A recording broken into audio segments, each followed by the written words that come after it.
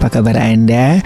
Ya, doa dan harapan kami Anda tetap menikmati segala kebaikan Tuhan ya. Kembali program Pelangi Kasih hadir menemani Anda di hari ini. Dan seperti biasanya ada rekan-rekan dari Kingdom Business Community Bandung yang tentunya masih diwakili oleh Bapak Budi Hermawan atau Kobuhe ya, listen by Jones Maxwell Team ya. Yes.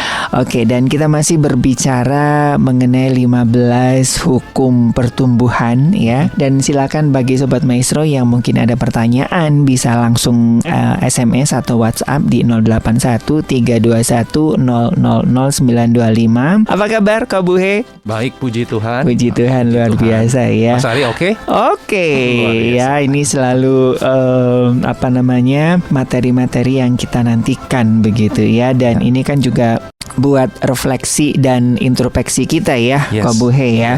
Kita masuk ke hukum yang ke-6 ya. Setelah kemarin hukum yang ke-5 mengenai hukum disiplin ya. Saya itu udah langsung ini lebih memperketat. That's good. Ada action aja. Iya betul ya, kalau nggak ditampar-tampar dikit gitu biasanya kan kurang gimana gitu ya. Nah setelah disiplin ini kita masuk ke hukum lingkungan. Ini juga agak buat saya ini sebuah pertanyaan yang cukup dalam buat saya secara pribadi. Nah seperti apa ini sebetulnya Kak Buhi sebelum saya bertanya nanti? Oke, siap. Hukum lingkungan ini ngomong gini. Pertumbuhan itu akan subur kalau lingkungannya kondusif. Jadi kalau mau subur, lingkungannya harus kondusif. Ini contohnya nih ya.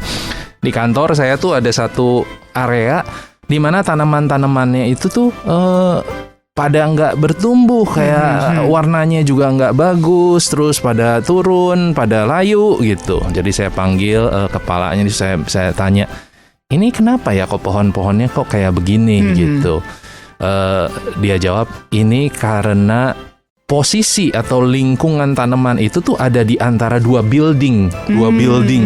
Jadi masalahnya adalah mereka nggak pernah kedapetan matahari gitu, makanya mereka nggak bisa bertumbuh dengan maksimal di situ. Nah, jadi waktu dari pelajaran itu saya dapat adalah jangan terlalu cepat menyalahkan benihnya.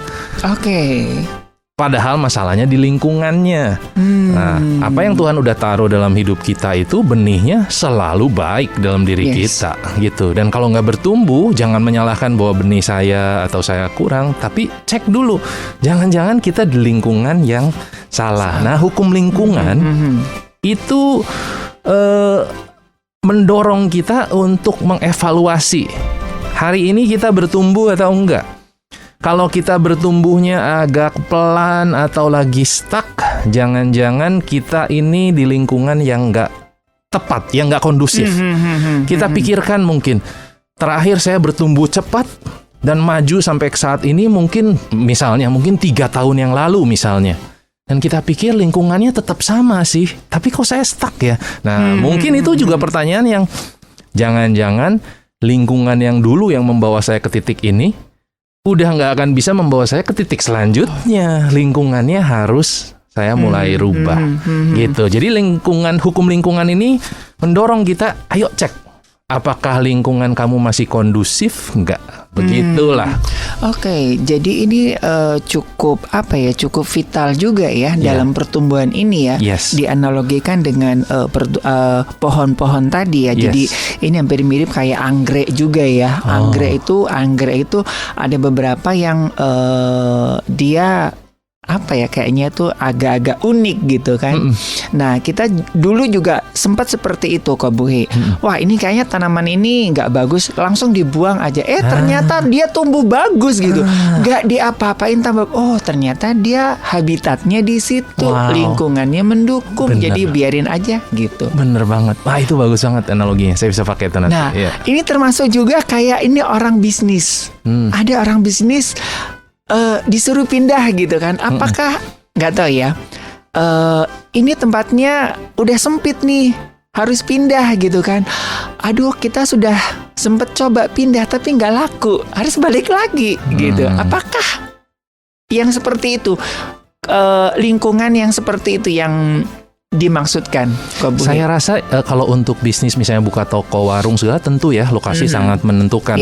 Dalam hal itu sih ya, lokasi sangat menentukan. Kelewat mobil atau enggak, rame atau enggak. Makanya untuk toko sangat berpengaruh. Nah, dalam hal pertumbuhan kita sendiri ya bisa aja kita tempatkan diri kita misalnya. Ini ada ceritanya seperti ini misalnya. Ada satu hari tuh satu bapak-bapak bawa keledai ke tempat pertandingan balap kuda. Ya. Jadi ada balap kuda, terus dia bawa keledai, gitu. Dimana di situ ada juara-juara kuda-kuda hebat, semua yang ngumpulnya di situ, gitu.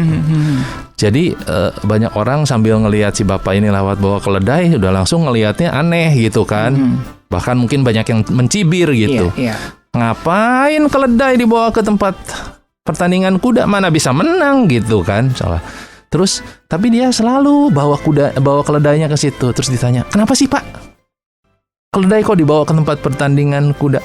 Dia jawab, memang bukan untuk bertanding, cuman saya kepengen keledai saya gaul sama mental juara, supaya mentalnya jadi mental juara dia sebagai keledai. Nah, ini sebenarnya juga analoginya, tergantung kita itu bergaulnya sama siapa. Kalau misalnya kita ngecek, kalau kita ada di posisi di mana lingkungan kita mungkin negatif nih, ya kan? Segala yang kita mau coba mungkin dikomentari dengan nggak akan bisa. Lu sih begitu, lu sih begini. Nah, selama lingkungan itu mengelilingi kita, mentalnya dalam tanda kutip pun nggak akan jadi mental juara. Tapi kalau ada di tengah-tengah lingkungan yang dimana semua orang itu benar-benar saling mensupport, semuanya saling mendorong, semuanya berpikir positif, semuanya benar-benar memikirkan yang terbaik satu dengan yang lain, di situ akan terjadi sesuatu dari segi mentalnya aja udah beda. Jadi benar menempatkan diri kita di lokasi yang tepat. Oke, jadi benar yang pepatah mengatakan siapa kita tuh bisa dilihat dari lingkungan kita gitu. Oh ya, bahkan ada yang ngomong begini, masa depan kamu bisa diprediksi dengan saat ini kamu bergaulnya sama siapa. Dengan siapa? Iya, betul. Dari siapa ya? Lincoln gitu. Jadi kalau kamu kepingin jadi orang yang besar, ya bergaulah dengan orang yang besar gitu ya. Kalau Anda kepingin bergaul dengan untuk bagaimana mengembangkan bisnis yang bagus, ya gaulah dengan para pebisnis. Kalau kepingin jadi penyiar yang baik, ya gaulah dengan para penyiar gitu kan. Jangan salah komunitas gitu artinya. Betul. Saya pernah di-sharingkan sama satu teman saya tentang di mana dia waktu mau melakukan bisnis yang baru, investasi yang baru semua, dia udah melakukan semua persiapannya, due diligence-nya semua dia udah lakukan. Memang itu suatu tantangan gitu. Terus datanglah satu orang memberi dia satu komentar seperti orang yang dekat dengan dia. Terus dia bilang gini, kamu nggak akan bisa deh. Ini susah. Kamu daripada kecewa, mendingan gak usah lah. Nanti juga kamu banyak rugi gitu loh. Gak usah lah, ini susah katanya gitu kan. Terus dia gini, nih saya undang. Jadi dia bawa temennya, nih saya undang. Kamu ngobrol sama teman saya ini. Teman saya ini udah pernah nyoba yang kamu lakukan dan dia udah gagal. Nih dia akan kasih tahu ke kamu bahwa itu susah gitu kan. Terus teman saya jawab begini, lah orang mau sukses, ngapain saya diketemuinnya sama orang yang lagi gagal ya?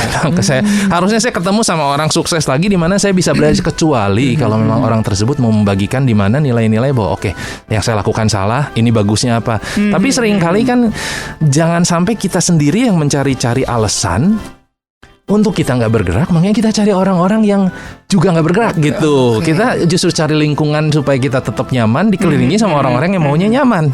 Ya, nah itu kan yang berbahaya.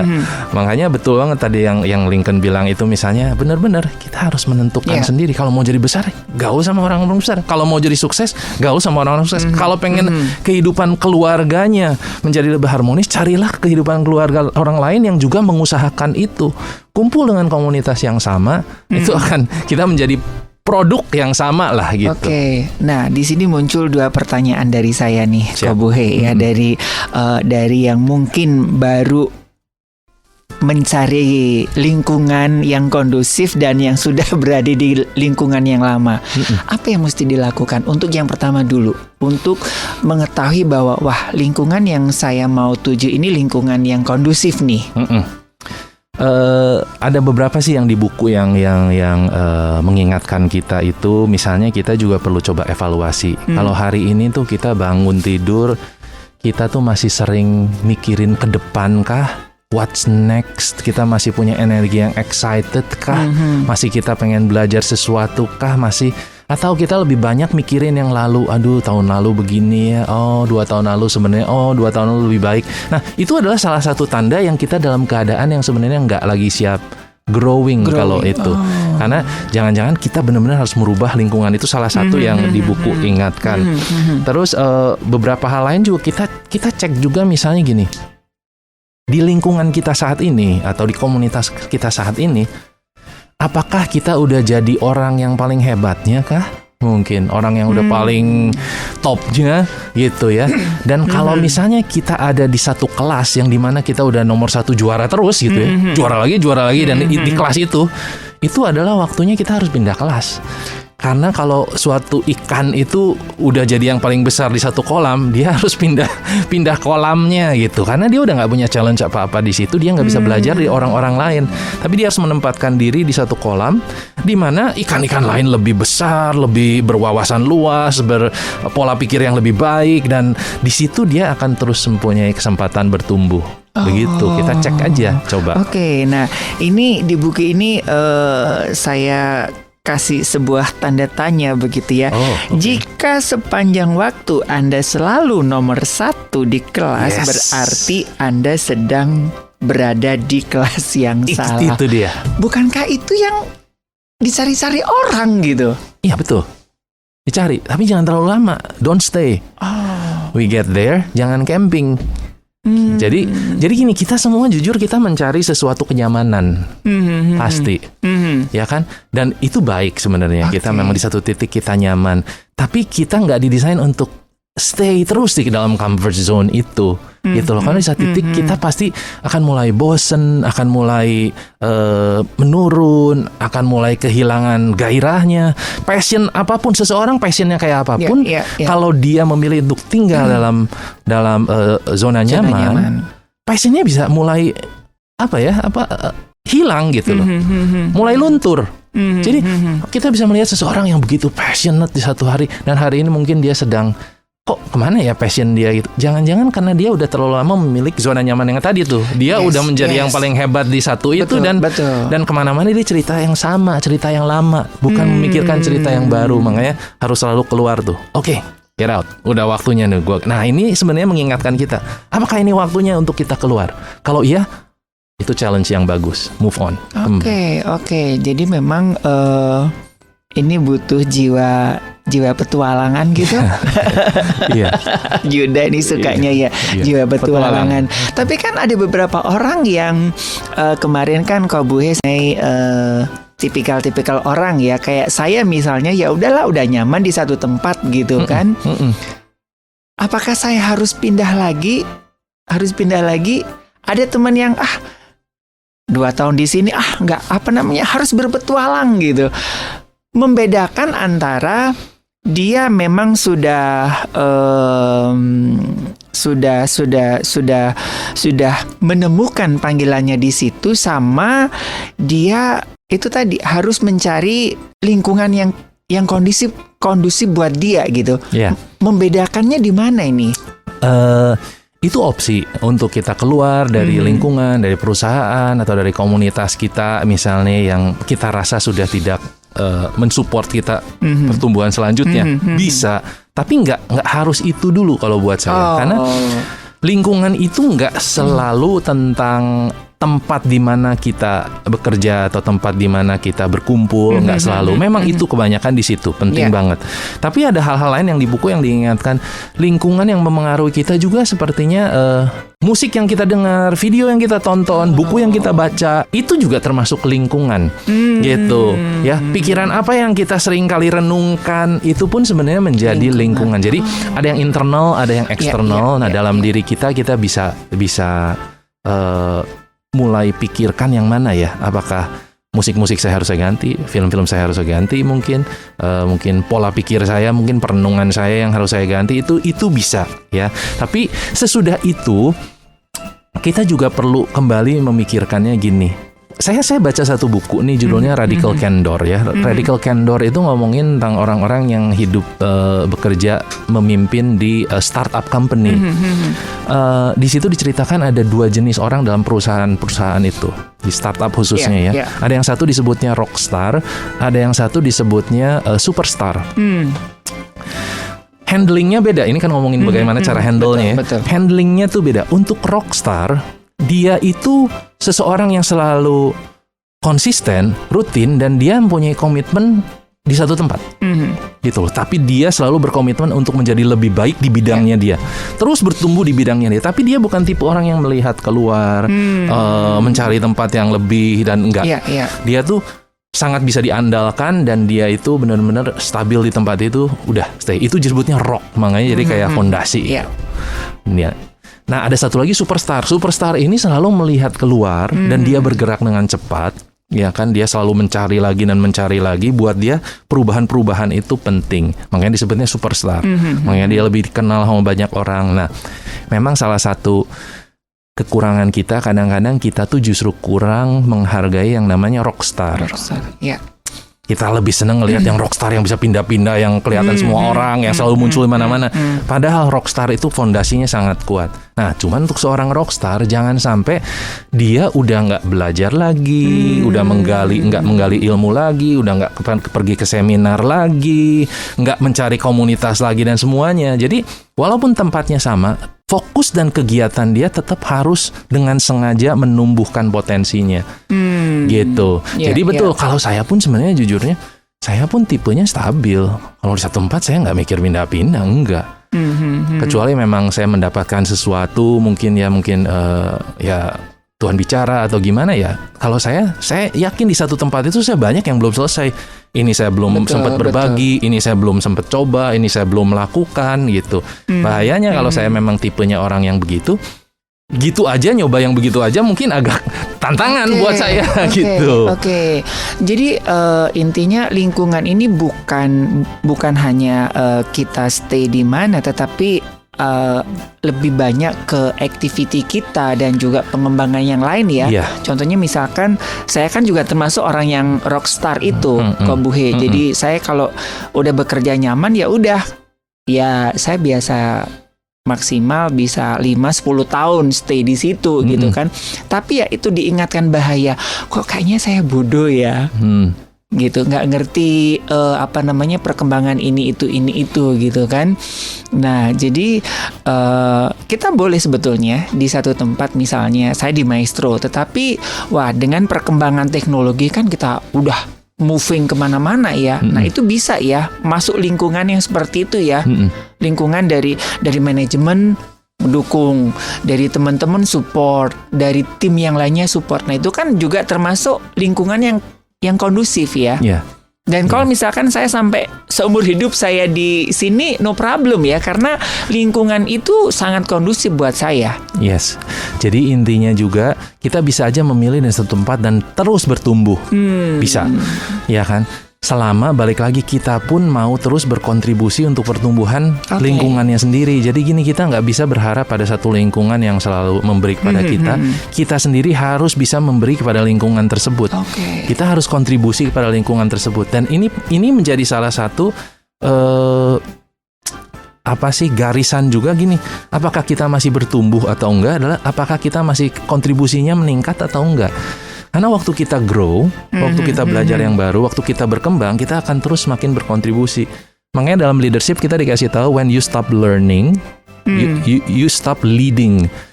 Waktu kita berhenti belajar, waktu kita berhenti bertumbuh, kita sebenarnya udah berhenti memimpin. Karena nggak ada lagi yang kita bisa bagikan.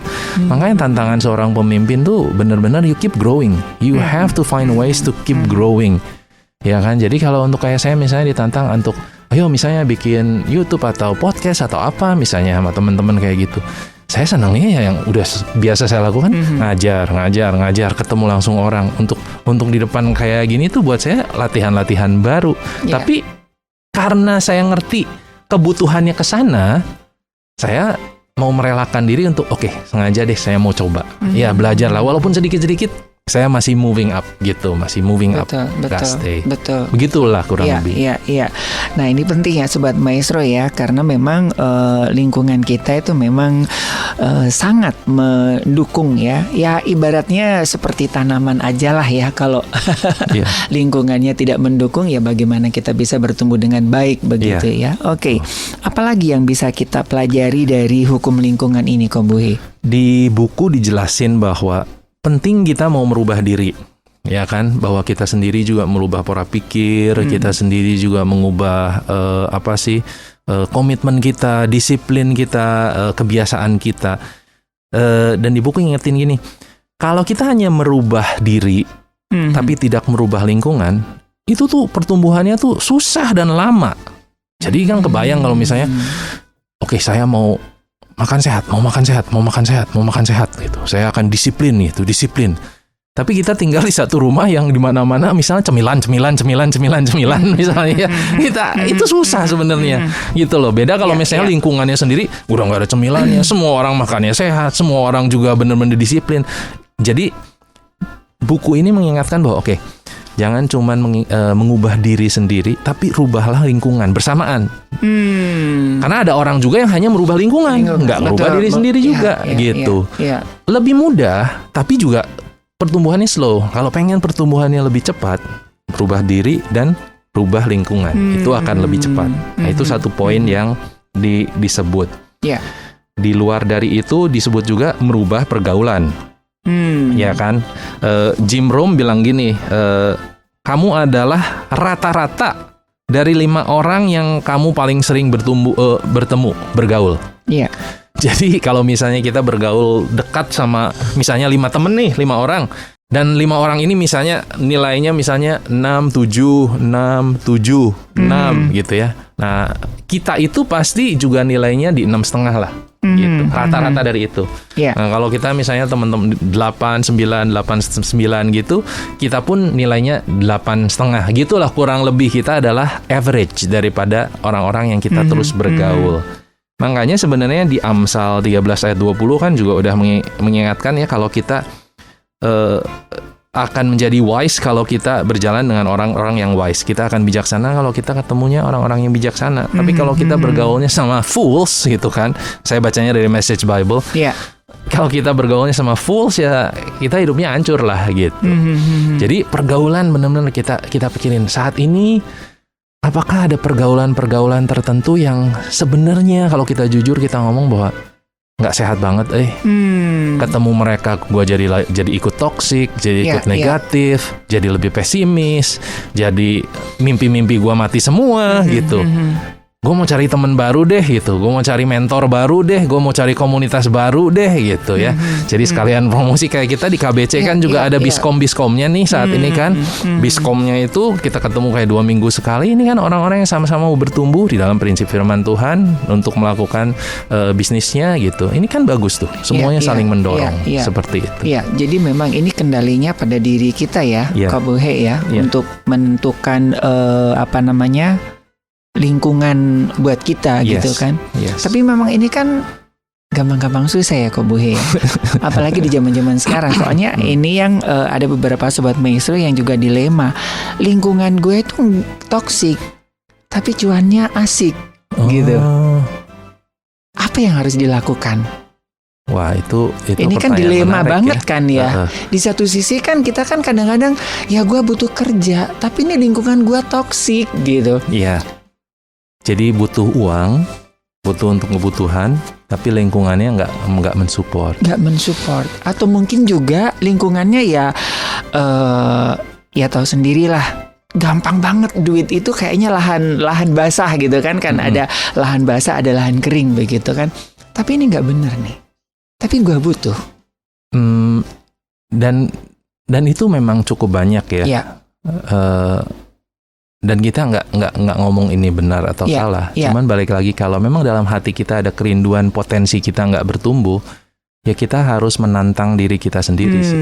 Kita harus challenge diri kita untuk keluar. dan memang butuh waktu ya, butuh waktu dan kita ngerti kadang-kadang memang kebutuhan itu nggak bisa gitu aja ditinggalkan, ya kan? Jadi saya pernah ketemu satu orang yang bertanya, dia mempunyai kesempatan bertumbuh, dapat beasiswa ke luar negeri, di sana udah jadi passionnya dia.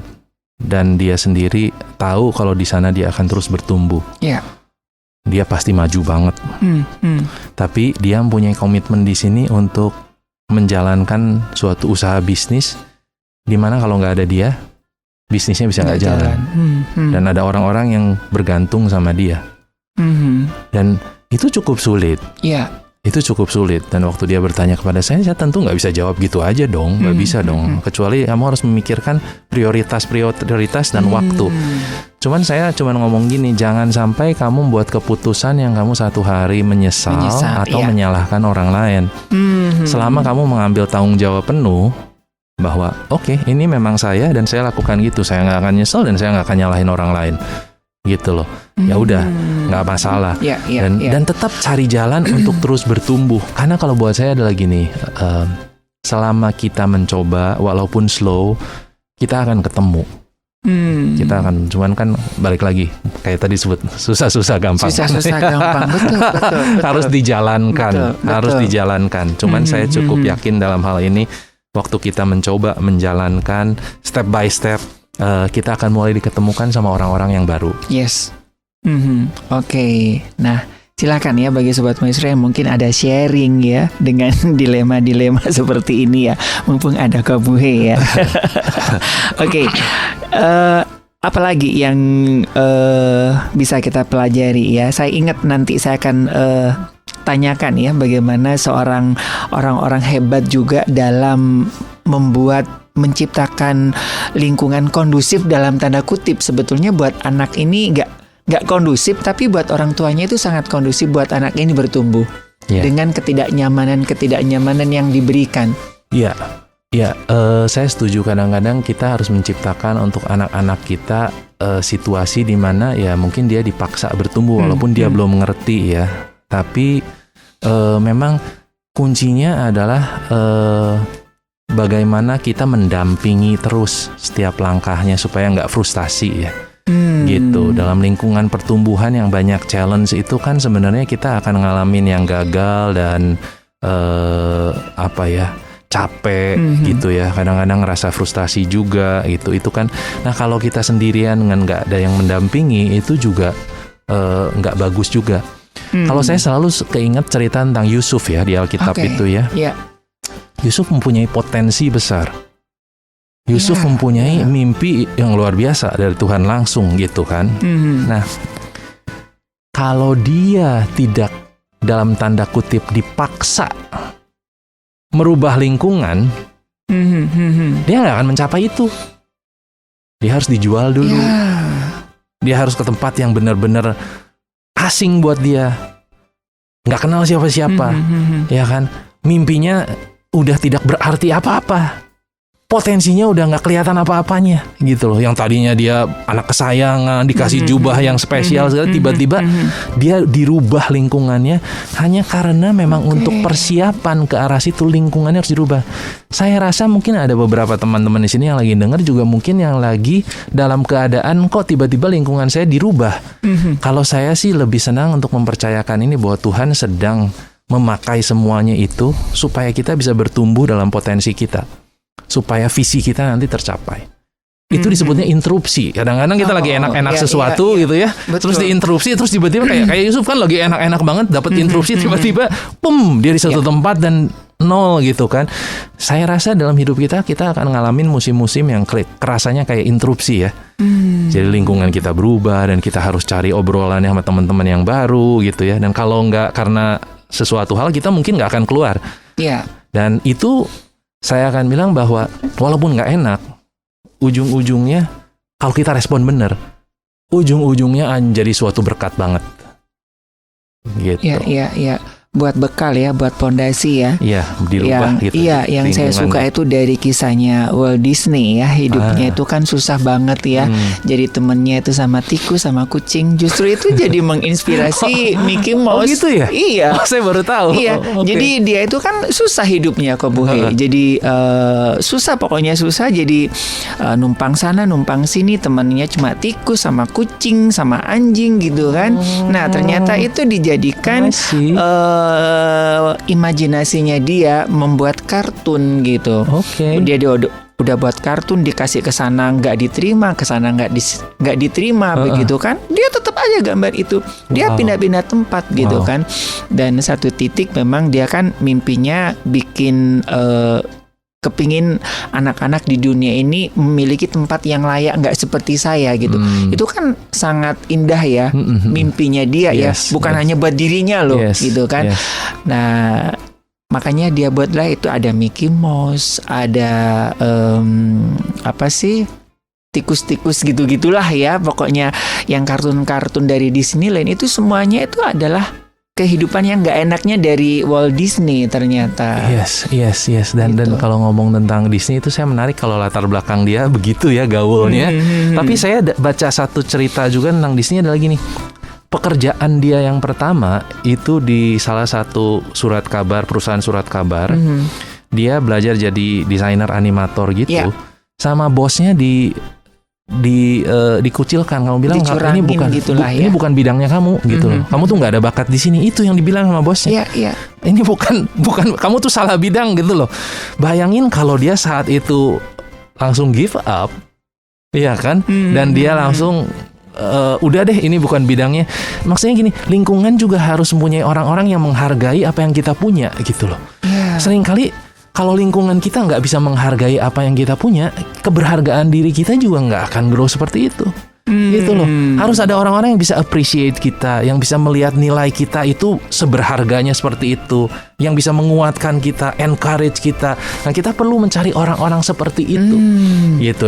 Dan itu yang saya rasa kalau kita nggak punya seperti itu, kita mungkin hari ini lagi agak mungkin galau atau berpikir, saya ini apa ya, kelebihan saya ini apa ya, kok gua ini enggak, itu enggak. Jangan-jangan memang kita belum ketemu orang yang nanti jadi orang yang, hey, lu tuh begini, lu tuh begini loh, lu tuh kerennya begini loh, lu pasti bisa loh. Nah, begitu kita ketemu orang-orang itu, kita akan menyadari bahwa wow, apa yang Tuhan taruh dalam hidup gua tuh sebenarnya luar biasa. Iya memang. Cuman belum ada orang-orang yang mungkin mengafirmasi itu gitu. Ya, wah ini jujur ya, kok Bu He, kalau saya melihat perjalanan gitu kan, waduh, saya kok nggak ketemu orang-orang yang ini ya, lingkungan yang kondusif gitu ya. Saya ketemu orang-orang yang ya kondusif, tetapi dalam tanda kutip memanfaatkan supaya saya nggak pindah ke tempat lain tanpa mengembangkan potensi saya. Ini harus kita harus bedakan ya Sobat Maestro ya. Ada orang-orang yang memang sepertinya kondusif buat kita hanya untuk supaya lu nggak akan kemana-mana. Agendanya ya. Iya gitu loh. Sementara saya ngeliat teman-teman saya tuh, waduh, sudah harusnya ke sana gitu kan. Saya jujur kalau ngelihat perjalanan hidup saya, aduh, saya ini kayaknya ya itu tadi, di ruangan sekolah yang selalu nomor 1. Tempatnya salah. Saya selalu di-encourage. Tetapi bukan untuk mengembangkan saya untuk ya udah gua kok gitu loh. Tetapi begitu dilihatkan ke dunia luar, aduh, saya ini berada di kecil banget ternyata ya. Sayang gitu.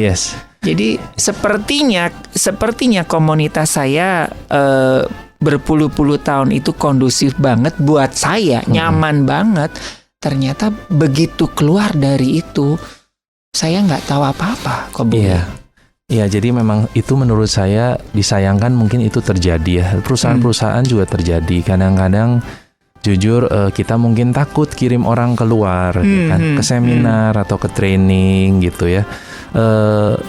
mungkin kita bikin orang-orangnya nyaman dalam, tapi yang kasihan itu gini, waktu kita nggak kasih mereka pelatihan, pertumbuhan, pola pikir nggak dibuka, mereka satu hari menyadari bahwa ketinggalannya jauh gitu loh.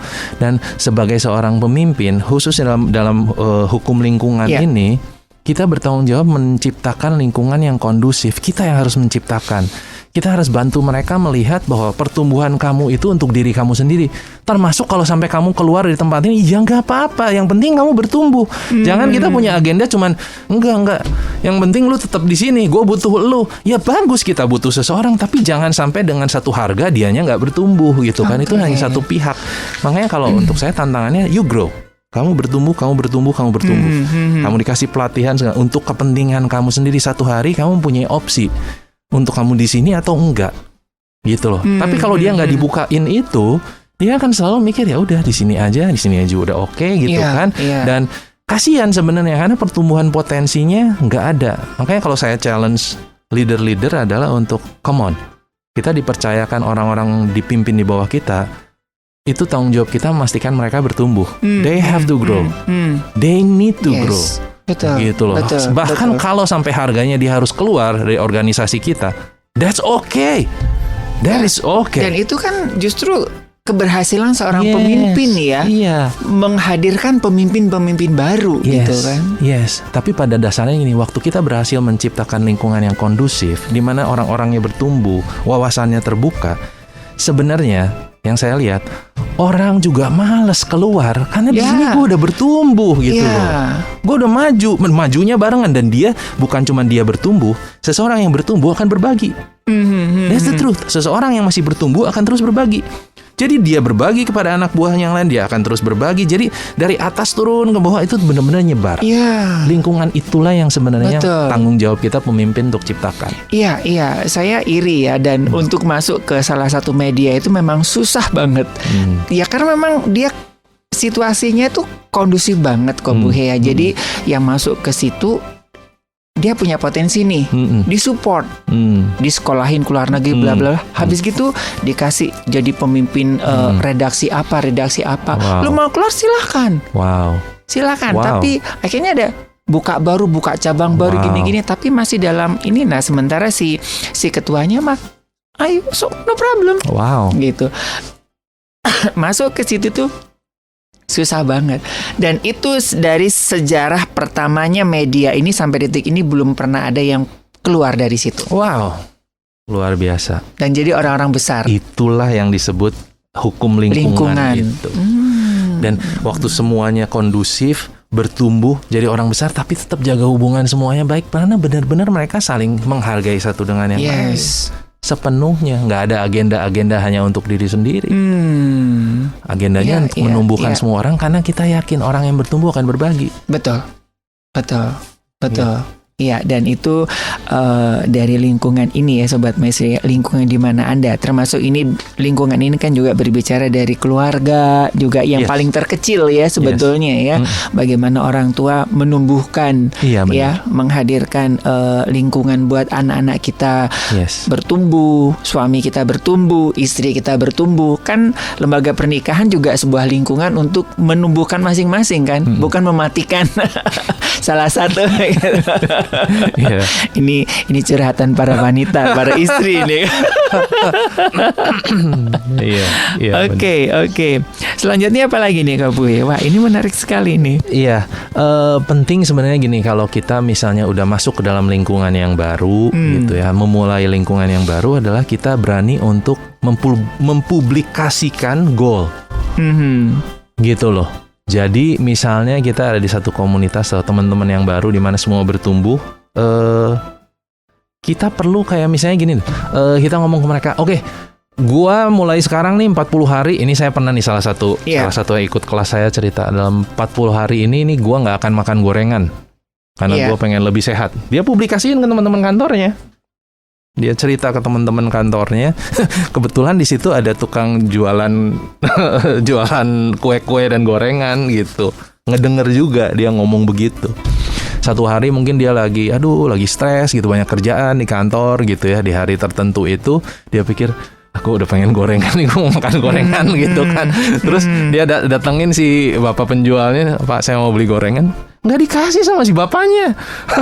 Jadi dia cerita, kok saya mau beli gorengan dilarang katanya sama bapaknya. Katanya, Pak jangan dulu Pak, Bapak udah cerita 40 hari, jangan dulu Pak sayang, jangan katanya. Jadi itu tuh waktu kita mempublikasikan goal kita sebenarnya lebih ke arah ada orang yang jagain kita nggak bisa lari. Gitu loh, bahwa oke, mulai sekarang gue bakalan latihannya gini ya, mulai sekarang gue bakalan baca bukunya gini ya, mulai gini. Orang kan tahu. Jadi begitu ketemu kan akan selalu, oke gimana lu, udah sampai mana progresnya gitu. Ada yang jagain kita. Tentu ada orang juga yang tentunya mencibir kita ya. Mana bisa sih lu. Adalah yang gitu selalu. Tapi kita berharap bahwa ada orang-orang yang akan ngingetin kita bahwa come on. Lu udah punya target yang baik loh. Goal lu udah keren loh. Ayo men perjuangin. Sayang nih kalau enggak. Ayo perjuangin. Nah kita butuh orang-orang ini. Kalau kita nggak ngomong, kita kan bisa lari. Gitu. Jadi itu salah satu poin untuk kita mempublikasikan diri. Yang selanjutnya waktu dengan menantang diri ini kan begitu ya, menantang diri salah satunya mempublikasikan. Yang kedua itu cari kesempatan untuk ketemu dan belajar dari orang yang lebih hebat. Harus di-plan, ya kan?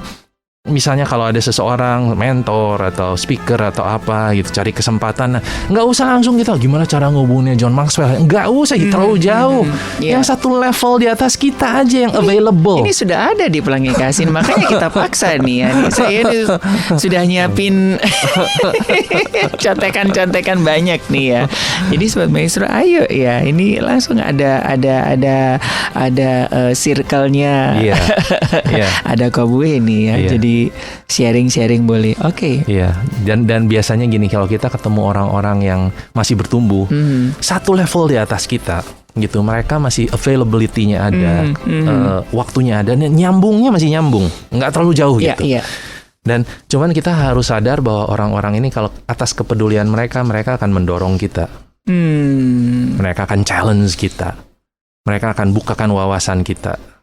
Jadi mereka akan ya sedikit banyak tergantung kepribadian ya, tapi mereka akan menjadi orang-orang yang come on gitu loh, bahwa lu harus gini-gini nih, lu kurangnya gini-gini. Ayo. Nah, jadi kalau kita mau terus melakukan itu, kita akan semakin terbuka. Dari satu orang itu kita akan ketemu yang lain lagi.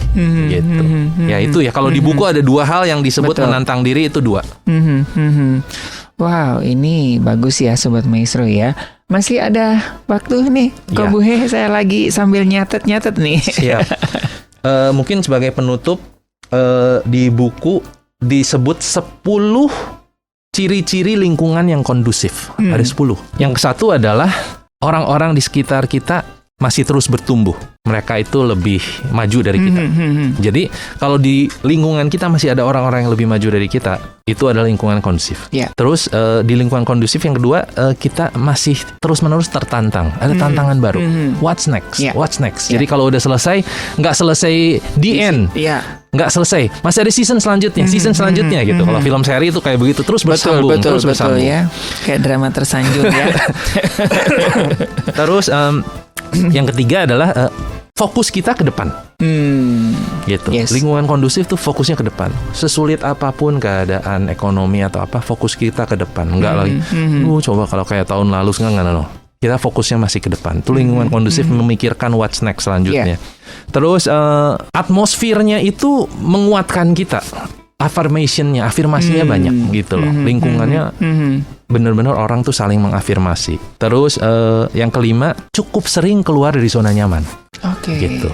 Jadi jangan cuma sekali-kali, tapi di lingkungan yang kondusif, waktu ke waktu keluar dari zona nyaman. Waktu-waktu keluar dari zona nyaman. Gitu. Terus yang keenam, bangun-bangun kok excited ya gitu. Masih kepikir, gue mau ngapain nih. Bangun tidur tuh excited gitu. Itu tanda-tanda kita ada dalam lingkungan kondusif. Yang ketujuh, kegagalan bukanlah musuh kita. Kegagalan memang bagian dari progres. Orang bertumbuh akan ngalamin yang namanya kegagalan. Itu bukan suatu musuh, bukan sesuatu yang harus dihindari. Yang perlu kita pelajari dari kegagalan itu apa pembelajarannya, ya kan?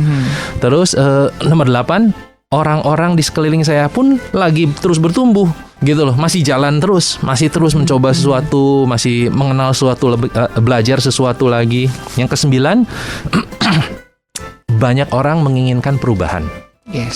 nggak gini-gini aja. Yuk kita rubah yuk. Ini kayaknya bisa lebih baik deh. Ini lebih baik deh. Ruangannya kita giniin, kita tambahin tanaman di rumah. Pokoknya orang masih terus memikirkan sesuatu perubahan ide. Dan yang terakhir, yang ke-10, ada teladan-teladan. Ada model-model di depan kita yang kita bisa contohkan. Oh, si ini juga gini ya, si ini juga gini ya. Nah, itu 10 ciri-ciri lingkungan yang kondusif yang di buku sebut. Dan betul. Setelah kita mengetahui ini, kita bisa tanya, gimana gue cari seperti itu kalau gue lagi nggak punya. Semoga kita bisa ketemu teman-teman yang lagi bertumbuh dan mereka bisa kenalkan, kita bisa gabung.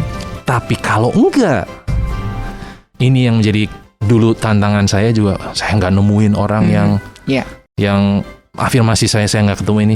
Tuhan ingetin saya untuk lu yang start. Jadi kalau memang kita belum punya lingkungan yang kondusif, yuk kita ciptakan. Kita mulai dulu. Yes.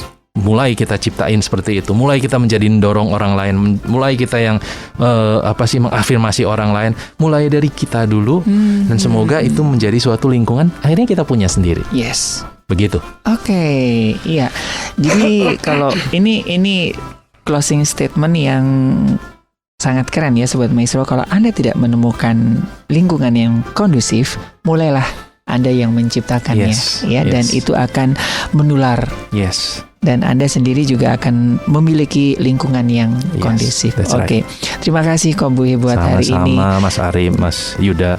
Oke, dan semoga ini juga bisa menginspirasi kita ya. Mari kita menciptakan lingkungan kondusif mulai dari keluarga kita ataupun di tempat kerja kita yang sekarang ya. Jadi Anda bisa mengevaluasi kalau sekiranya misalkan kurang kondusif ya, jangan nuntut ABCDFG ya. Mulai dulu dari kita ya. Ko Buhe ya. Oke, ya. Baik Sobat Maestro, semoga ini bisa menginspirasi kita. Dan sekali lagi terima kasih Ko Buhe. Senang hati Mas Ari. Oke, terima kasih teman-teman buat semua. Rekan-rekan KBC juga yang sudah memfasilitasi, juga rekan-rekan yang sudah bergabung. Terima kasih buat Anda. Dan baik dari Gera Maestro Jalan Kaca Piring 12 Bandung, saya Ari dan juga Ko Buhe mewakili rekan-rekan Kingdom Business Community Bandung mengundurkan dari program Pelangi Kasih. Tetap jaga protokol kesehatan, tetap fokus pada jalan-jalan Tuhan dan Tuhan memberkati. Amin.